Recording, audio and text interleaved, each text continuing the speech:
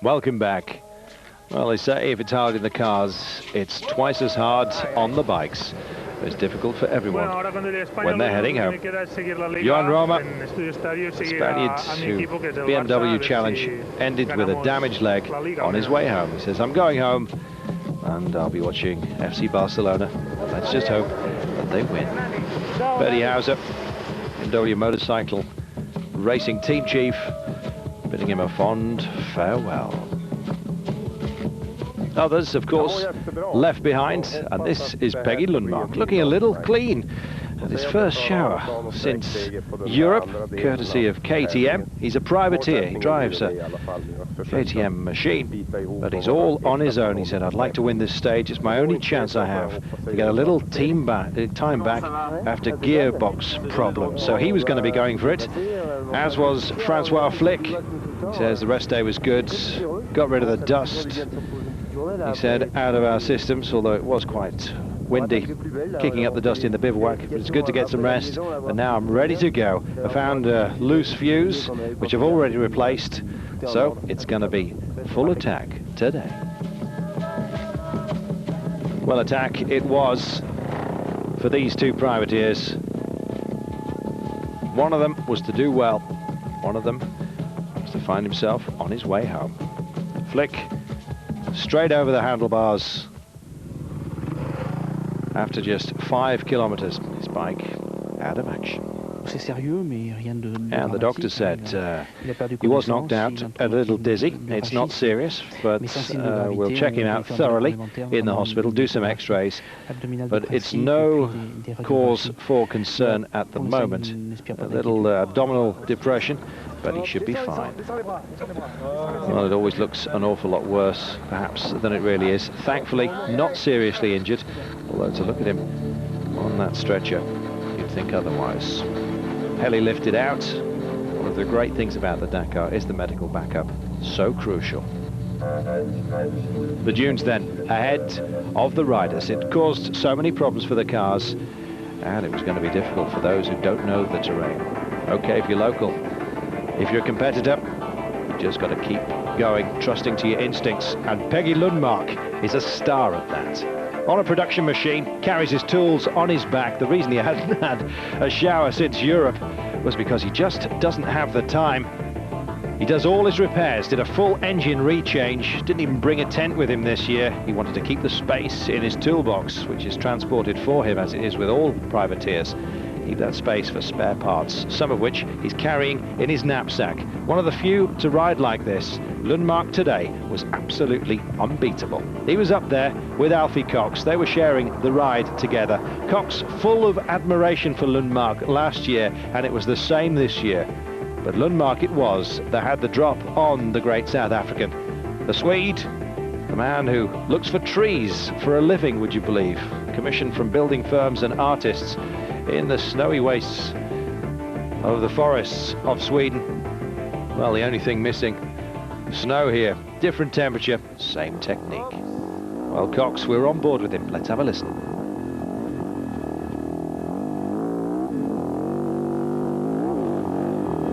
Well, not saying too much, remaining focused.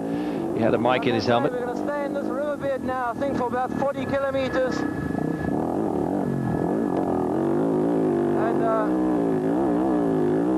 The sand is very soft and it's not handling so good. Well, it's heavy, but all I've got to do is try and find the smooth lines, keep the speed up. I'm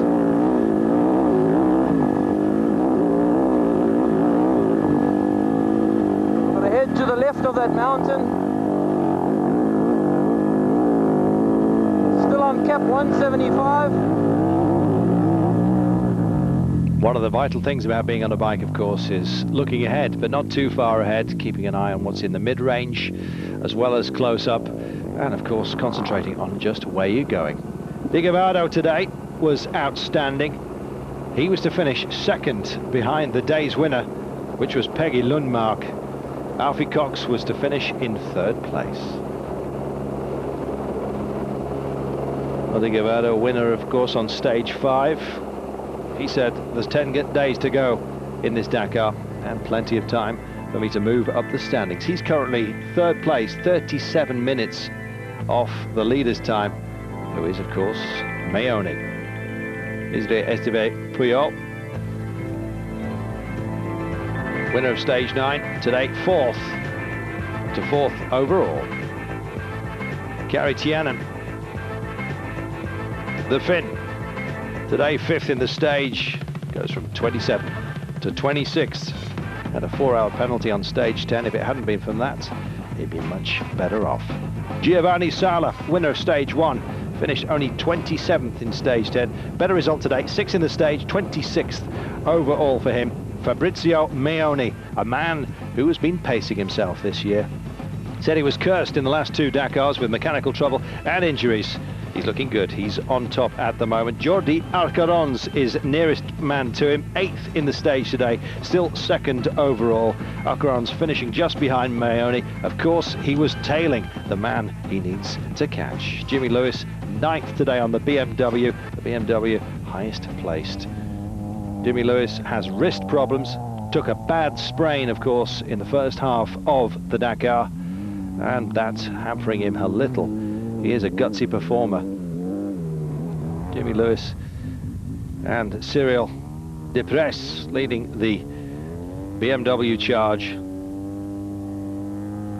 10th in the stage for Desprez, 23rd overall. Jimmy Lewis up to 6th in the standings, ahead of John Deacon, who got stuck in dunes today, who's so close to a checkpoint and had to dig himself out.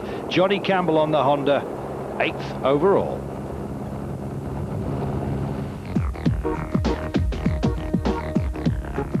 And so to the results. You've got to take your hat off to Peggy Lundmark. He fixes it, he rides it, he barely sleeps, hardly ever showers, as we've heard. He won today, did the Swede, on the production KTM. You can buy that bike if you want it, but he's way down in the rankings, 20th. The man leading is Meoni.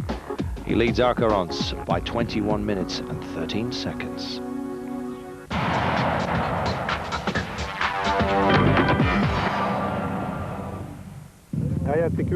So what have you got to say to himself, or about himself?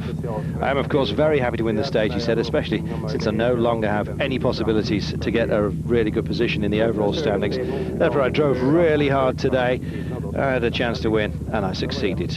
One can say that I drove motocross during all the stage, from the first to the last meter.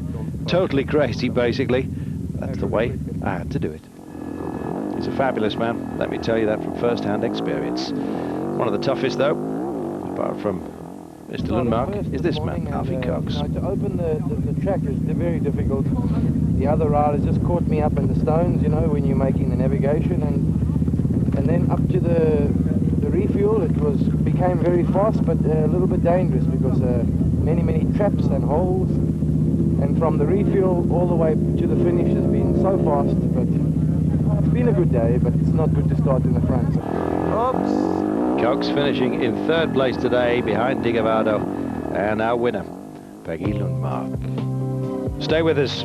After the break, we're back with the big boys. They had their own dramatic day. Stay with us.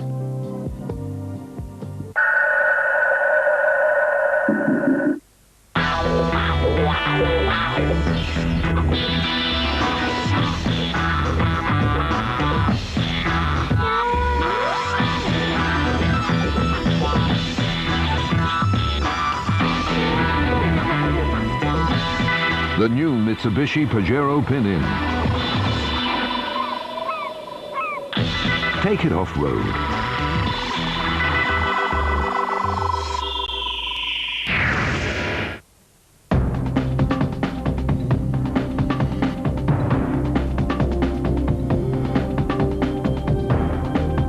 What Euromaster does for each driver on the Paris-Dakar Rally, Euromaster does for each driver every day of the year in its service centres.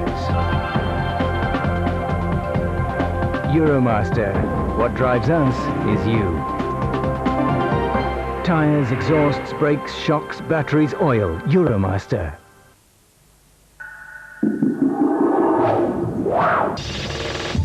Back to the Total Paris-Dakar 2001 with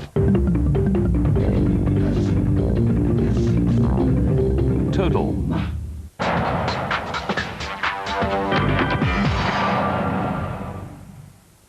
Welcome back. The trucks, of course, take the pace a little easier, not much.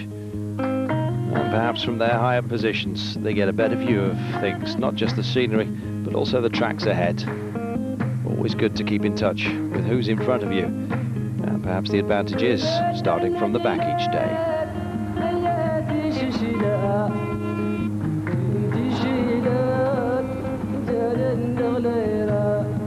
Well, this day, it wasn't to be about Tatras and Karas.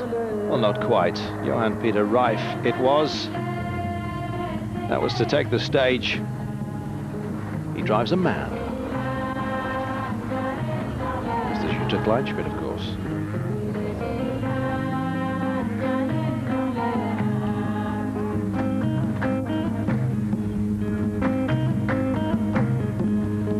Yes, Reif taking it on the man ahead of Lepre.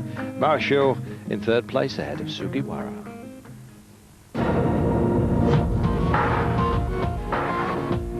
The results of stage 11 looking like this. I can tell you Lepre leads with the Tatra ahead of Chigini. Sugawara in third place ahead of Reif.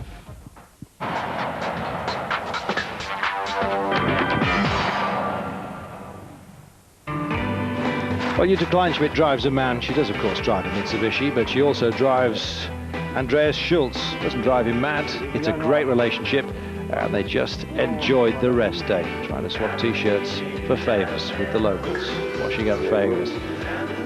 Well, the Knackwursts are in the water, and it was a great day to take time, relax, be a little German, if you like, just for the day. Andreas Schulz replaced Tina Turner in the Mitsubishi Chief on hand to witness a man in deep relaxation. Well, I'm the co-driver of Jutta, and it's been 3 rallies now in this championship year, and as good a couple as we could possibly get. Well, the question is there a problem that Jutta is a woman? He says, no, so long as she just drives and doesn't take her clothes off.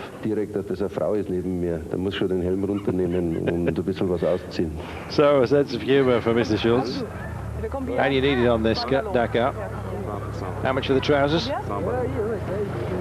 And far too much. 100 French francs he wanted. You can get them for 10, especially as you're just about to depart. So a chance for some soft drinks and some soft talking on the day of rest. Well, with the Dakar, she says, I can visit places safely. It's nice to take time out. I'm able to see places, she said, that perhaps I wouldn't be able to come and see as a woman alone. But here, with the protection of everyone around us, it's really nice and comfortable. And what sights there are on the Dakar. Drivers, of course, get perhaps the second best view. The helicopters are the finest. But everyone envies them at the end of each day. The stories they have to tell. And as you can see, the mood upbeat.